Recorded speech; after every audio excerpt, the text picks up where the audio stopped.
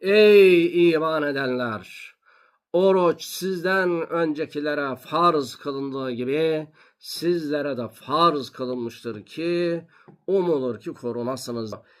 Bu ayeti kerime gösteriyor ki Kur'an kelamullah'tır. Peygamber aleyhissalatü vesselam Efendimizin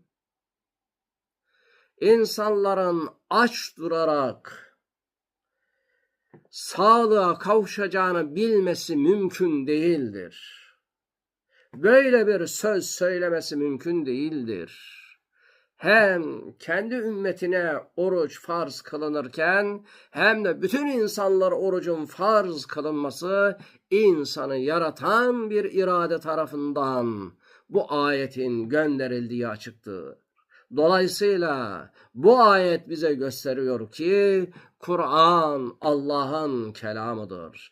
Dolayısıyla bu ayet bize gösteriyor ki Kur'an'a muhatap olan Peygamber aleyhissalatü vesselam Allah'ın gönderdiği bir elçidir.